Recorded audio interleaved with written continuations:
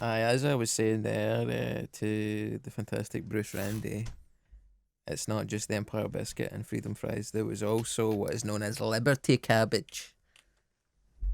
Sauerkraut was kind of considered the one that's associated with German people.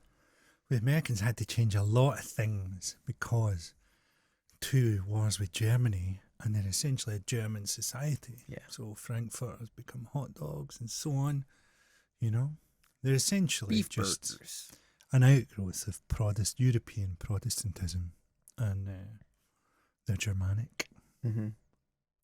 The work ethic thing taken to its natural conclusion. The work ethic, the marching bands that they constantly have, the town festivals. I know I said this many times, but Sandra Bullock, Yes. German. Bruce Willis, He looks German as well. exactly. Yeah.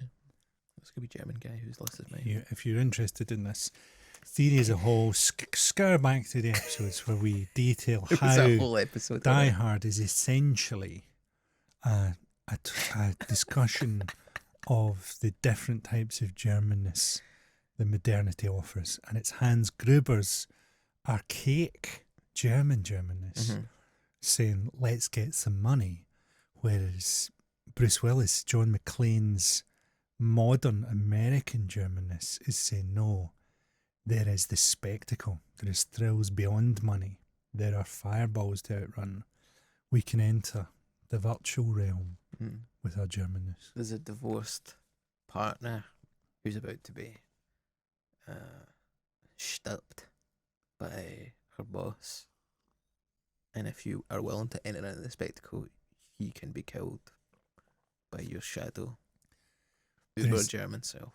There's a world of sensation that's available to you once you abandon the old rewards of things like money that Hans Gruber is interested in, money and revenge, and enter the new hyper-real that's available to the American German. That's why it's set at Christmas. Yeah, as you were saying when you were looking at those little buttons, and here in the Global Studio, there's 3 buttons. What did they say? Capital, heart, and smooth. The 3 options you can take in life. So you saw this as you could have money, you could have love, or you could have an easy road. Yeah. The smooth life. What is becoming a monk if not smooth? Your head becomes smooth, your life becomes smooth, featureless.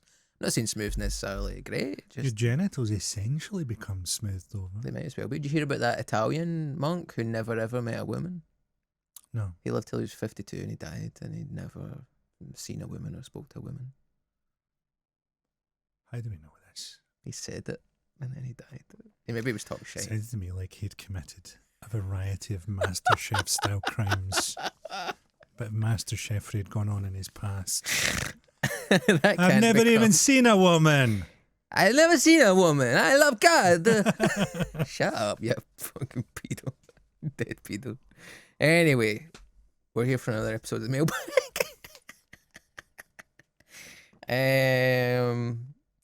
Okay. Hello, Here Comes the Guillotine. That's us. Love this show. Sometimes you talk the Scottish creative culture on the podcast and how some of the talent hasn't been supported or given the breaks available to those down south or around London. I read an article recently about how Sean Connery was offered the part of Gandalf in the Lord of the Rings film, but turned it down. What do you think about a Scottish Gandalf? And would that have helped shine the eye of Sauron on Scottish creative or performance talent? Thanks, and keep doing what you do. Mike, from south of the Misty Mountains, also known as Winchester. P.S. I sometimes write jokes for Des Clark on Breaking the News. Any advice on what he likes in his current form? A lot to unpack there. Wow, that really took a turn. Yeah. I think Sean Connery would have been a bad Gandalf. His voice was too distinct, but also... A wizard is never late. He's always on time. You shall not pass. You shall not pass, Balrog. I discipline my Balrog with an open hand slap. Sometimes if Sean is being hysterical or being a bitch. For an open-handed slap. I've always considered the Eye of Sauron to be a bitch. You can give the Witch King of Angmar the last word. And hopefully he's not happy with the last word. In which case, For an open-handed slap. I raise my staff above my head and shoot a wide beam. And that seems to do the trick. What? Your modern social mores prevent you. I think Gandalf is located as a spirit who is sent to Middle-earth to help deal with Sauron and to help deal with the politics of Middle-earth. So he comes from the west. He comes from the land of the Valar. Who's that? Is that like the heaven they go to then? It's sort of like a bunch of Teutonic gods. Yes, It is kind of like heaven, but it's kind of like also physically there in the west. So it's a land where the gods live. And Gandalf comes through there. He's a minor spirit of the type that Sauron is. So Sauron's like a kind of championship level devil. Whereas the original devil, Morgoth, he's kind of locked up by this stage, and Sauron's taken over assistant manager job, and at one point I think just gets killed by a big dog in the Silmarillion. Do you know what I mean? He's not all that, but then he makes the One Ring, and that second phases him. He's kind of OP for a bit. He's nerfed. But I don't think Sean Connery is much. But then again, that's prejudice. We expect these people to sound English because they're from heaven. How fucking cucked are we? Do you know what I mean? It's not possible. He could have been an angel if he's from. But I guess they're Lothian. Teutonic. I wouldn't have minded seeing a German Gandalf. I wouldn't have minded seeing Guten Tag. Werner Herzog's Gandalf. You know? What would that sound like? I think people have to do it themselves. We are incapable of. What's that, Werner? Yeah, the penguins. They go towards the mountains, even though it is certain death, much like a hobbit does. When he does that thing about, I spoke about this before in the podcast, but that thing about the penguins, the suicidal penguins, and how there's one penguin. What is madness? Is a penguin capable of experiencing madness? Not that he thinks that he is Napoleon, but perhaps, some aberration of the social penguin contract. Well, sometimes penguins walk towards mountains. I looked at the video of the penguin walking towards the mountains for hours. I felt the need to intervene. We turned him around. He turned back himself. Some penguins must go to the mountains. I think I could do an okay Werner. Well, the best bit in that interview is when he just suddenly goes to the guy out of nowhere. Can penguins be gay? Guy goes, I don't know. They can. I guess they can. I guess anyone can. Put a bit of effort in. If a penguin wants to be, a penguin can be. If a penguin's born that way, that's a Lady Gaga song. I've seen footage of Sean Connery as Gandalf, and you should destroy this footage. No one should ever see this. No one should see this. And then they show him listening to it. He's going, oh no. Ah. He has mispronounced Minas Tirith. Minas Tirith. What's wrong with that? I'm not fucking pronouncing it. He has the Silmarillion. Silmarillion. I'd love to see Sean Connery struggle to pronounce. I don't know how to say it myself. The Silmarillion? Well, Arwen, I've given you the last word in this Council of Elrond. You don't seem to be happy with the last word. Women are very good at this. The fellowship. That's a perfect word for him to say, fellowship. Because he's saying it right. It's the one word they can say right.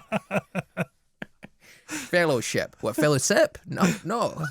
You would assume you would over counteract your way of hearing it. Stop overcorrecting for my speech impediment. Fucking fellowship. It's a fellowship. I love that. What do you were kind of having a I think that the thing you said at that Blind Boy interview early on, where you were like, Scotland doesn't really have a culture. I think a lot of people in the room were upset by that.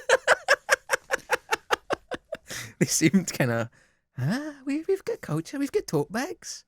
We can go to the Mono and see a band on tour. What do you mean we don't have a culture? I don't think it has a significant culture, put it that way. And it's kind of hobbled and hamstrung over the years by various factors. Cultural cringe, it's subservience to England, it's classism, it's the Philistinism of its bourgeoisie, which we've gone on about here various times.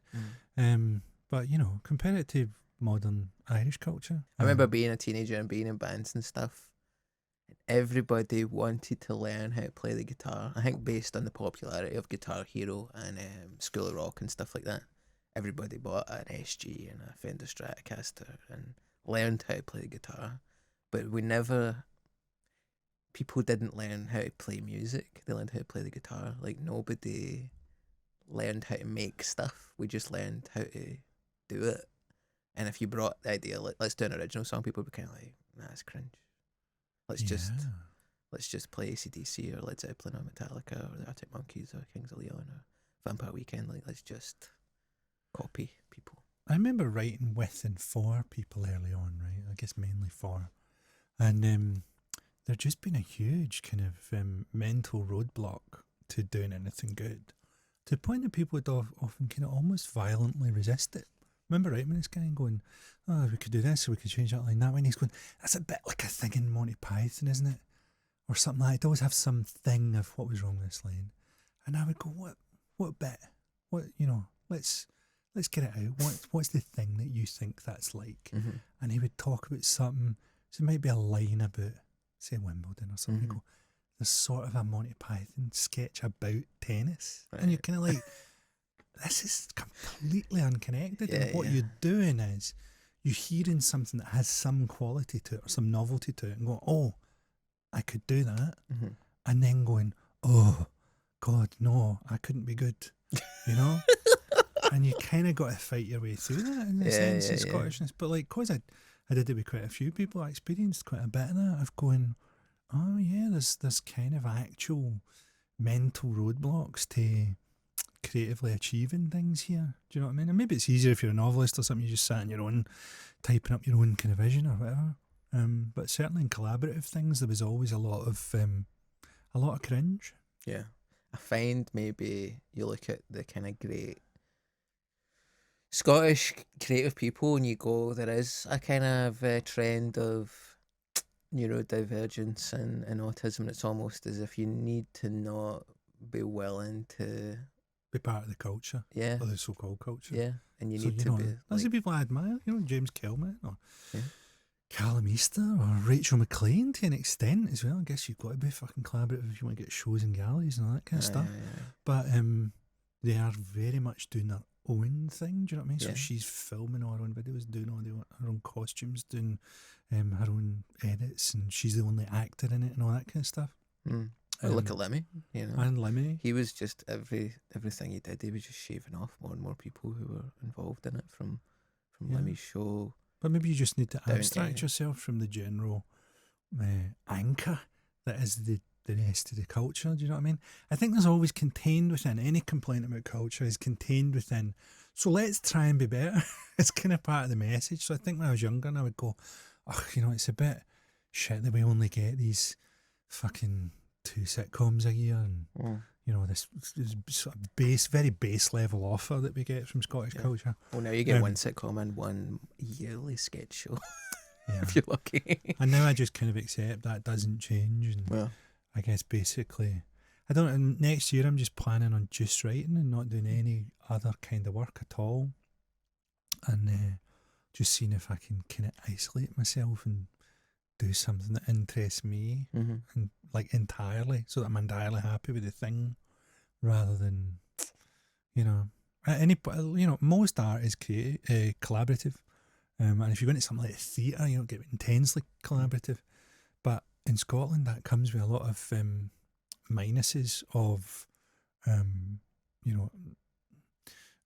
attitudes that aren't very helpful, and I have been fostered over the years because they're unhelpful. Do you know what I mean? Actually, that idea you used to get when you'd work in telly up here and go, I don't think we could do that, and then you'd see the same joke on How I Get News or something. You know what I mean? It's definitely a fostered subservience. Yeah. The time you get to be, I mean, it's dead obvious, but the time you get to be appreciated in Scotland is when you're dead. So when Alistair Gray was alive, there was always a bit of a, oh God, he said this thing about there being too many English people working in the arts here or something, and he's a bit drunk sometimes. But now he's dead. Yeah. He's like a fucking saint because he can't say any of the stuff that he would have said, which was, he was like a socialist and, a loose cannon. I brought that up at the thing I was doing to kind of celebrate him and respond to his work, and the reception from the audience was frosty. But I was like, it's only really now that he's not because he's quite a radical figure in terms of like, he wrote a whole novel that was about how Scotland is like a place where they keep all Scotland's bombs, all America's bombs and stuff. Like Lanark ends in nuclear apocalypse, and like, you can't really be embraced by the BBC and the British culture at large when you're like talking about stuff like that, because he was saying this is fucked up and things have to change, and the empire, like the union has to end and stuff. And yeah, once you're dead, you're softened by death, aren't you, a wee bit? You can see in very literal sense and stuff like that, right? Say the BBC did a 2-part documentary about him while he was alive, right? He, in the promo for the people would interview him in the thing, might go, it's terrible that we're a fucking American aircraft, and all the stuff he kept saying. Yeah. So they go, oh fuck, don't do that. Yeah. But now he's dead and he can't say it. Oh great, isn't it wonderful? Yeah. Yeah, he was unique. He was a unique figure, but part of the, I can't wait to be dead. Hopefully somebody will find something worth enjoying about me. You'll be dead at some point, and I'll get a lot of money from talking heads. Well, Frankie, we've heard the podcast. You'll be 3 years into a re-education program in fucking a Chinese moon colony, my friend. You hope. At best.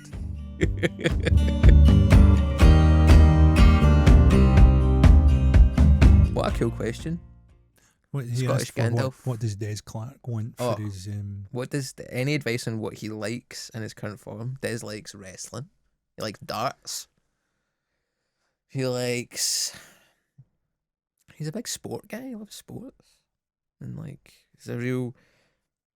Pardon me, this is a post-lunch episode, and we both had 3 different little curries. We had a tray of curries.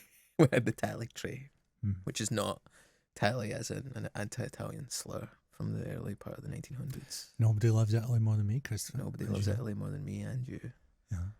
Yeah. But we both had 3 little curries and rice and bread and dessert and coffees. So... But please bear with us if you hear any active digestion. Plumbing. If you hear what sounds like a witch's cauldron that's been sitting on a say fire for 4 hours. We have on the show, unusually this week, a boa constrictor. Yeah. That is digesting a small deer. It's part of the global... We're just saying, well, it's Susie's not here. Susie's not here, and we thought, get the animal man brought us a boa constrictor. And we fed it a deer in Park Estate, and you might hear a little bit of that. Yeah, but I think they're adding a lot. Yeah, it's just nice to have somebody to turn to and see them while they digest a full elk. You ever seen one of the videos where a snake swallows something and it just bursts? Those are the only videos that do see. Your algorithm's sick. Imagine every time something came on your phone, you're just like, no, for like a year until it shows you the snake bursting as it ate a crocodile, which is usually the thing they're eating. I used to watch a lot and post a lot footage of a fox being decomposed, which I think lost me quite a lot of followers. Yeah. But it had this really inappropriate, BBC science sort of jolly music to it. It was like dee-dee-dee-dee-dee-dee, and there's a wee xylophone kind of just this fox being eaten by maggots. The marimba. I loved it. I like fast-forwarded footage of things decomposing. what's it called again? Time lapse. Time lapse footage of people Yeah. decomposing or animals decomposing. It's reassuring. Yeah. It's reassuring. And to dust we shall return. Yeah. So, what does Des like to? I mean, I would just say if you're gonna, this is a startlingly earnest response to the question. If you're gonna write for a topical program, listen to the program and see what the kind of house style is and house rhythm. I think comedy writing's a lot about finding the rhythm. You think this is a sincere inquiry about he's someone who's sending in like But breaking the news is like unsolicited? open access. Ah, right, you know? okay. I would say genuinely, the first point would be think about the word you're ending on. I mean, that's think about the way the sentence is ending and whether it can end in a different order, so as to maximise surprise. I think that's the main note about short topical stuff. And the last syllable, preferably.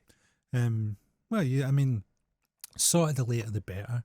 But also you can think about the difference between hard and soft stops. So if you're stopping on a word like bang or clap, that's a hard stop. If you finish on a word like guillotine or vaccination or something like that, where the laugh, particularly if the laugh is contained in the word or the surprise is contained in the word, that kind of counts double. And also it helps to vary a monologue, you know, if not everything ends in a hard stop, so then people aren't just listening to the rhythm. I think that's good if you're ever at a stage where you're working with people and writing monologues for them. You want to mix up the dynamics of it. Yeah, and you just want to think about what the dynamics of the word order are and what I guess like if you were writing prose, people or poetry, really, people would be thinking about it as meter. I think you get that in comic prose as well, and that's really what monologues are, a type of comic prose almost. So sometimes what you'll find is you're looking at a line and you're largely going, can I shave words out of this?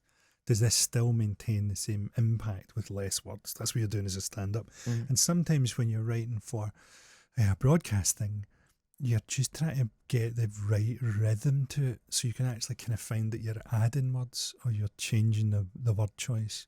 And, you know, sometimes you're adding an adverb quite often, or you're adding an adjective. Yeah, I think you basically, you've got to kind of break it down and think about the words. I remember this guy going to me one time, how do I write jokes on Twitter? And he was a good comedian, and he was like, but, you know, I just can't get my Twitter going. And I sort of said this kind of thing to him, and he was just like, I just cannot be fucked doing that. What do you mean? It was The just thing like, you just like said? of the kind of like poring over where every word should be. And you're kind of like, well, that's kind That's of the what it is. job, baby. Yeah, that is kind of what it is. Yeah. I just think the shape, especially because of the way that people read things, is different from the way that people say things. Like, I remember someone was talking about how the way that we teach children to read is all wrong because we ask them to sound out every syllable, but that's not how, that's not how words work, and that's not how we read things. We read sentences as a whole, like in big chunks where it is. So you shouldn't really like spell things out.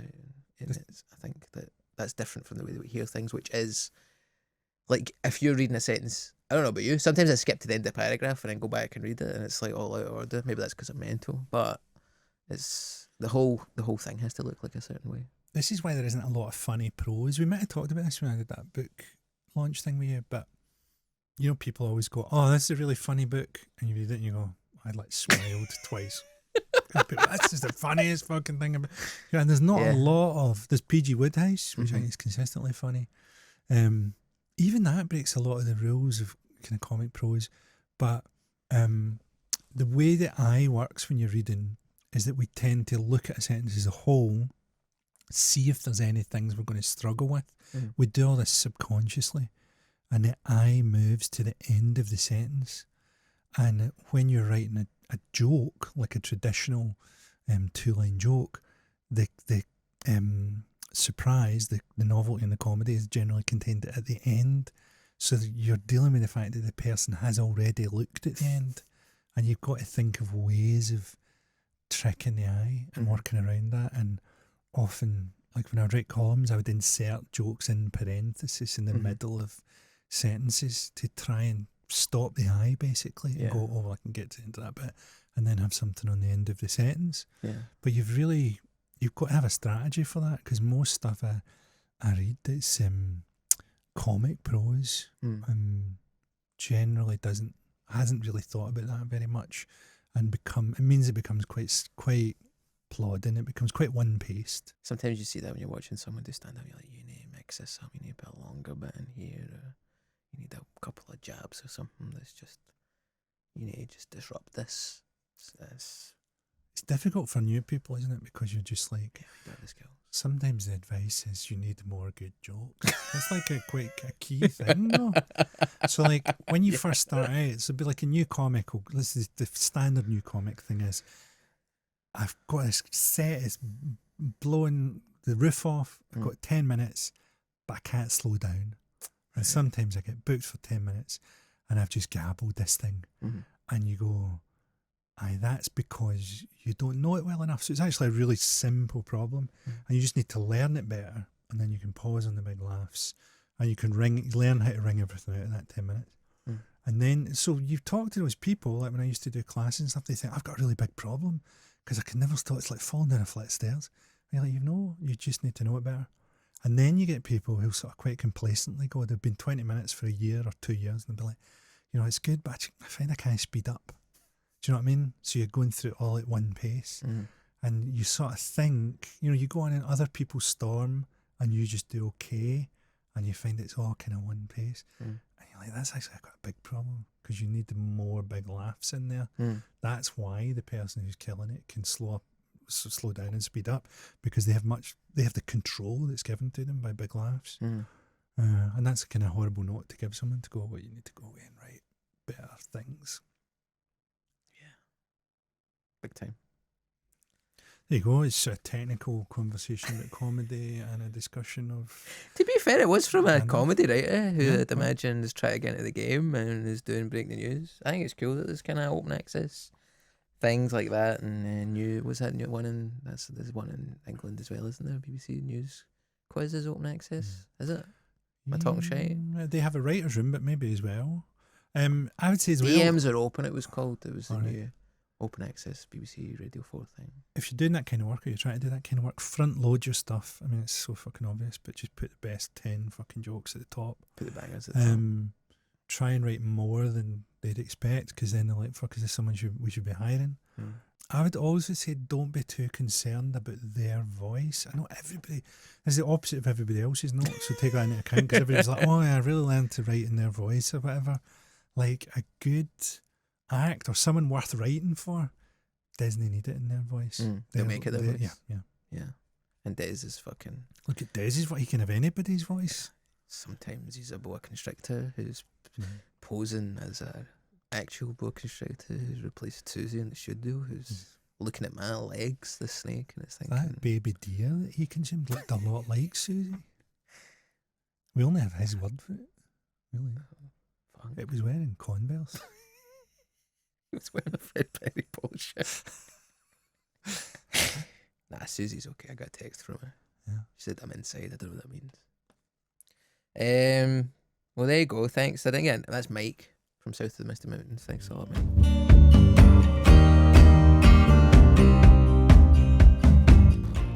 This is just a wee nice one. This isn't even a question, really. Morning, folks. It's Friday morning. The sun is blazing, and I'm on annual leave. I'm sat watching The Foreigner on Netflix with the curtains shut. Thank you, Christopher. Thank you. Love the pod, Jimmy.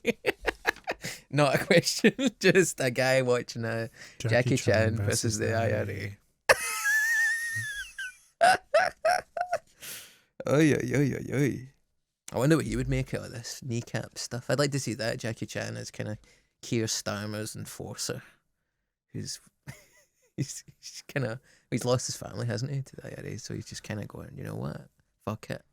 Well, you can pitch it, certainly. Yeah. This is a big long one. You want to hear this? Why not? Hi, Frankie. Et al. What does et al mean? And everybody else. And everybody else. Big fan. Much bigger than I'd comfortably admit without being a bit embarrassed. one of my favourite comedians and writers. I don't know whether you'll get this, but I hope so. This is really just a thank you for all you do. I love your comedy, writing, political takes. I'm a big fan of Here Comes the Guillotine too, with Susie and Christopher. It cheers me up to know my humour is not as dark as I sometimes think, and you can find humour in the worst of situations. I know you're just chatting with your mates, but I really enjoy learning bits about Scottish and Irish history, culture through the podcast. It's better when Susie is there, though. She offers a bit of balance and keeps things more on She topic. may be here. We don't know if she's here or she's not. I can hear Oasis coming from the inside of that snake. Yeah. She offers a bit of balance. It keeps things more on topic, I think. Frankie and Christopher can descend down a niche rabbit hole quite easily. Ascend. We can ascend. We can ascend up Yeah. a niche rabbit hole Yeah. to the rabbit heavens, Yeah. where the rabbit god lives. El Ra, wasn't it, in Watership Down? That's right, yeah. The rant about cyclists and pedestrian areas was a particular favourite. I was crying with laughter. Frankie, your newsletters are great. I hate mailing lists generally. More emails, more spam is a burden of modern life, but I'm generally excited when I see a new one from you. It's whimsical, random, very uncapitalist, not trying to sell anything. Just here is what I'm up to. Might that be because I don't have anything to sell? You can also check out my mailing list, substack.com, if you want. CMB, as you were. That is very much an attempt to sell stuff, though. Another reason for writing and a small hope of a reply is I've wrote a film noir crime novel. Long time in the Does he making. say I have wrote a film noir? I've wrote... So he's not got the tense correct for I have written a film noir. I've wrote a film noir, Scandi noir crime novel. Long time in the making. Any tips or helpful advice on publishing it? I've been sat at the last stage of editing for ages as I'm uncertain how, when, where to go about getting it published successfully. Much love and gratitude. Keep up the thought-provoking and hilarious work. Looking forward to your new crime novel and the Dungeons & Dragons episodes of Guillotine. Kind regards, Elliot. What do you have to say? I would say have a quick glance over it for tense and grammar errors. If you've wrote at any point. Yeah. If you've written wrote at any point. Perhaps make the narrator have English as like a third language or something like that. That would be a way of glossing over what now seems to be an inevitable catalogue of errors. Put it Elliot. That's not bad advice. Get someone you trust, whose opinion you trust, whose like taste you trust, to read it. Is not a bad idea. Mark I've never really Jennings done has that. a new joke that's really, really good. Yeah. Are you allowed to just burn your friends' jokes on the podcast? By the time this comes out, Oh, it'll be out as a special or something. He's got a new bit where it was like one of his pals had to write an essay for something. And Mark went to Glasgow Uni, he's got a degree in English and stuff. So he asked Mark, he said, I've got ChatGPT to write this for me. Can you look over it? And he was like, you've not even put the effort into writing it. You want me to put the effort into reading it? So it's like, you have to put it at some point, do you know what I mean? I've properly mangled this joke, I think, to be honest with you. It's let's hope so. Fuck's sake. I think, you send it to a publisher. I mean, that's the thing. You send it to a publisher. I don't have a publisher for my new book either. What are you going to do? Send it to a bunch of publishers and hope for the best. Yeah. And would you go to the people who done Meantime again? I think the thing is like they get first look or something like that. But there's no guarantee anyone wants to publish fiction. And like a lot of publishers don't publish very much, a year. Really? So they're choosing what they want to have as their, it's a whole different, it's not just we're going to publish this book because we think it will sell well or something. It's much more, this is the brand. This is the brand. This is the outlook of this publisher. This is the sort of thing we're into and we're promoting. It's like anything, like a record label or even a fringe producer. But even more than that, because the companies are tighter, is my guess. So it's like if you're creative director of a small publisher and you're like, I like this book, you're head of publicity, you're head of advertising or whatever as well. They've got to be into it as well because they've got to spend a year selling this book. And you've also got to go, well, I like this, but I don't really have an editor that's good at doing, whatever, romantic fiction. Mm-hmm. That's not kind of what we do here, and I don't know how I'd start getting this together. Yeah. It's an interesting thing you get, right? People go, oh God, fucking celebrity getting a novel published, right? And you're like, loads of fucking celebrities like novels and don't get them published. Right. Because it's like, you can't fix a bad book. It's no like paying a ghostwriter to write an autobiography or something. If someone's written a bad novel, they're not going, Lord, let's take a year and unpick this thing and fucking rewrite this section. I mean, it's like you hand in your draft, they go, you maybe get 2 sets of notes from a publisher, Mm-hmm. and then it's on to what's called a copywriter, where it's someone going, well, this is the American spelling of that word, or this would be capitals because it's a brand, or that kind of thing. So there's really not the time there in their process to fix your bad novel. Mm-hmm. So really, I mean, it's largely down to you. Not saying that your novel's bad at all. But what about self-publishing? Is that? Does he self-publish? I don't know. But I certainly know a guy who I think is doing self-published stuff, and it's really good. And I would always get his book when it comes out, and he does about one a year. And you can sort of build an audience like that, I think. Yeah. And maybe that would be better than some types of deal that you could get. Yeah, and I would just say, obviously it's great that you've wrote a novel and stuff, but record your own audiobook, release it as a podcast, brother. Get on the podcast game. Embrace new media is what I would say to people. If you're trying to be a novelist in the year 2025, that's hard, man.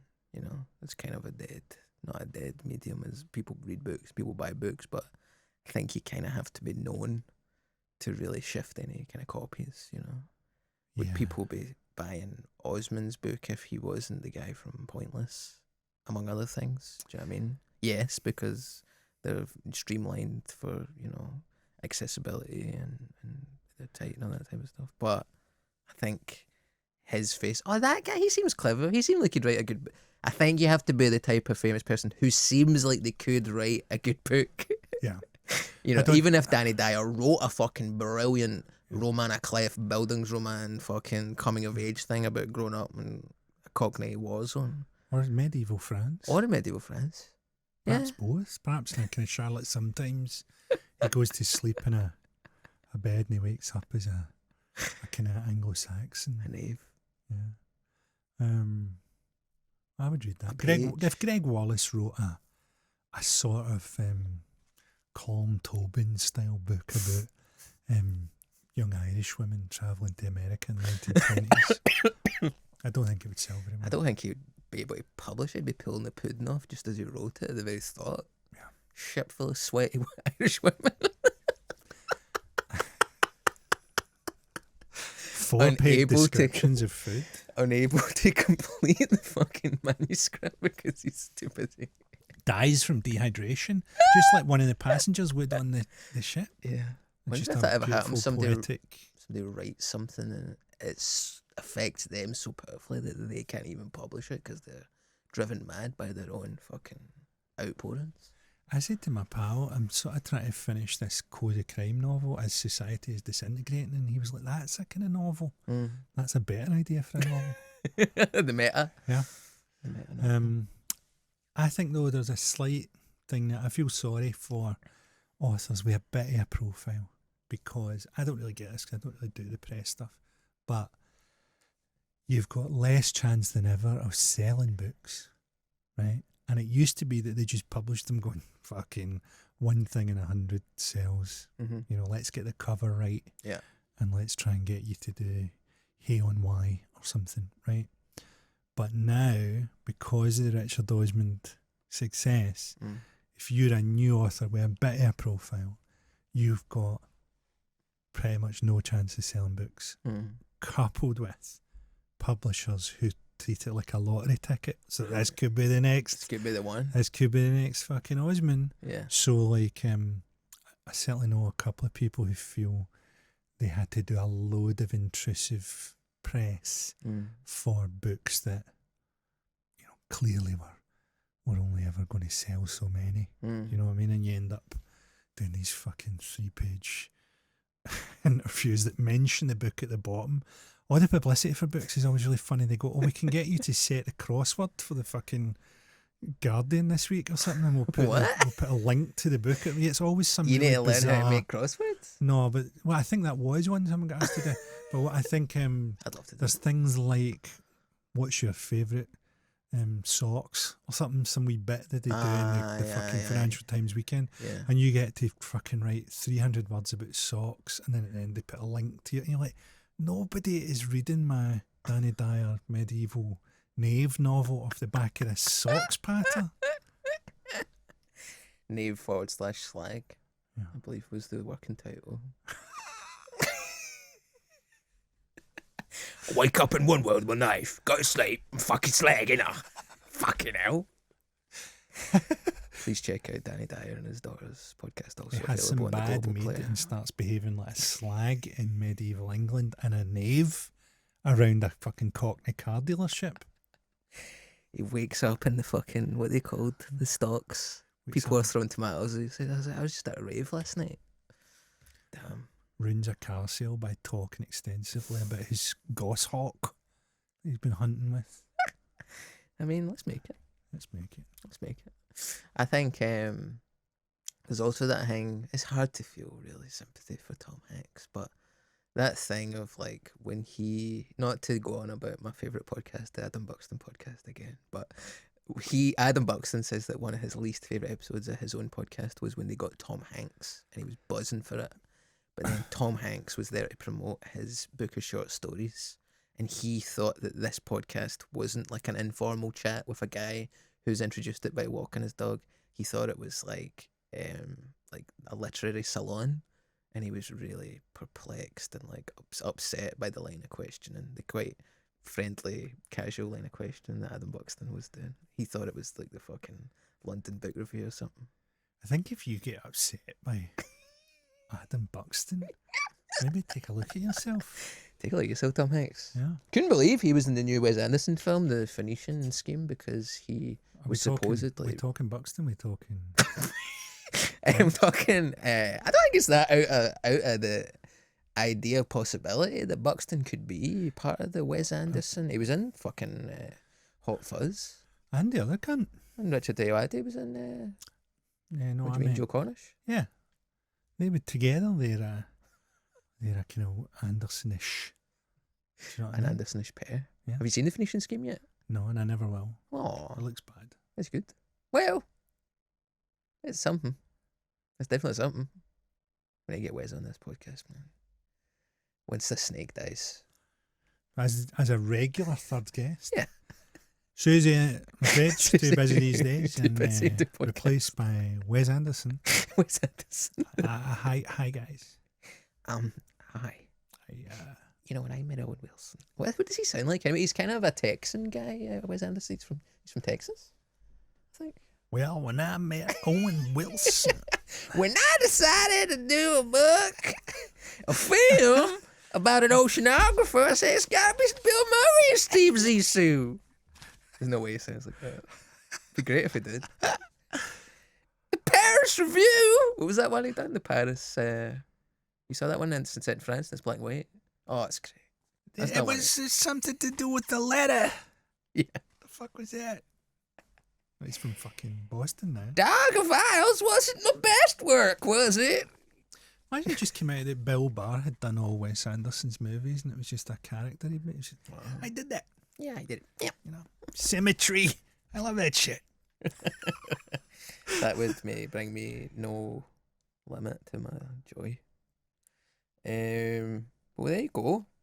What was the question? How'd you get a book published successfully? We answered. Send it to some publishers. Let's see if it's up there. I have technically, my childhood dream was to be a stand-up comedian. My other childhood dream was to be an author. And I think at some point I would like to be an author. And I will technically die an author because I had a short story published once. And it was one of my proudest achievements is that I've been published. even though I don't have a novel or a collection of short stories or anything. It's like, you know what, there's a book out there with some words. So I would just say, send it to, get in touch with, like, there's a really good thing, not a good thing necessarily, but it's on Twitter. Oh, Twitter doesn't exist anymore. Oh. Whatever. Do you know that Expo North thing? Hashtag Expo North, and every year you could do a hashtag, and all the publishers in the UK, like the little publishers, would read all these pitches that were on Twitter, and most of them were fucking shite. I pitched the oral history of the Trident disaster to them, and they were like, great, write it. And then I just went, nah. So this is sort of like, this is memorial device, but for a Faslane-based disaster. Yes, it'd be like, what if Faslane exploded and wiped out half of Scotland, and we all became kind of irradiated fallout refugees. But I was reading Chernobyl Prayer, the thing that Chernobyl, the TV show, was based on, and like I was reading Meet Me in the Bathroom, the kind of oral history of the 1990s, early 2000s New York post-punk scene. And I was like, be cool if they were together. I was going through it, man. But it was, I just love old histories. You can really skip to, like, you can get to it because you don't need to write any of the shite other than the dialogue, you know? It's just dialogue. I only realised now I'm into the last kind of 15,000 words or something in the book, but it's kind of majorly influenced by doing that talk with Bob Odenkirk. Oh, really? So Bob Odenkirk wrote a book which is called Comedy Drama, and in it he sort of tells his life story, but he is really interested in being a comedian and being a sketch writer and a sketch comic, and not very interested in being an actor, which is like fine, but I'm a comedy guy. So in the course, he's an amazing sketch performer, isn't he? Yeah, he's like they do the show Mr. Show, if you've never seen it, which was great. And in the course of the book, he's going, and then I wrote a sketch for Saturday Night Live, and it was like Lassie, but Lassie was Charles Manson. And Charles Manson coming in, and they're like, what's that, Chad? What's that, chick? And so it's constantly through the thing, these little That's really funny. There's these little things he did, and sketches that appeared and stuff like that. And so, like, my book is like this guy, and he's like a kind of horror Stephen King, Clive Barker type writer, but he's been really successful, and he always stops and goes, and that's when I was writing I wrote an episode of The Twilight Zone, and it sort of went like this, and you just do your little plot. Yeah. And that's been fun, writing those. Yeah. I probably need to take some of those out, because I was actually sort of, you're having too much fun, and you're like, yeah, you need to write the fucking book now. That's cool. I was, you said that when you came off stage with him, he'd done a fist pump backstage, and he was double fist pump. Double fist pump. Whoa!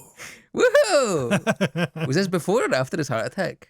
After. Wow. Yeah. Maybe he was just fucking. He's a very fit guy, though. I think I was just a very sort of driven person. Oh yeah. He always seems it. His acting, and I think you should leave season 2 when he's the guy in the diner, and the guy's going to his kid, we can't get ice cream the way home because when it's cold outside, all the ice cream machines don't work, and he winks at the guy, and the guy plays along, but then that guy is like, I know your dad for a long time because we used to, and it turns out it's really stunningly well acted, that whole bit. I just think I know some people would say, what about his award-winning fucking show? I think that's better than his TV show. I also think to some extent Breaking Bad and Better Call Saul, much as they tried to sort of differentiate them a bit in the end, it's the same story. It's a guy crushed under the pressure of his own moral choices. It's it's not exactly the same, but it's a reiteration. Buckling under the weight of capitalism. That's so much of, but then that's what capitalism produces. It produces, excessive versions of things that work, and it's just sort of not good. But then at the same time, I loved the show, and I loved the shots, and I loved the thought and care that had gone into it and stuff. But you're just like, yeah, we do tend to end up with the things that worked over and over again. I was just saying buckle under the weight of capitalism because they both have skin and they need to make difficult choices to survive. I mean exactly. Oh, okay. In those terms, it's exactly that.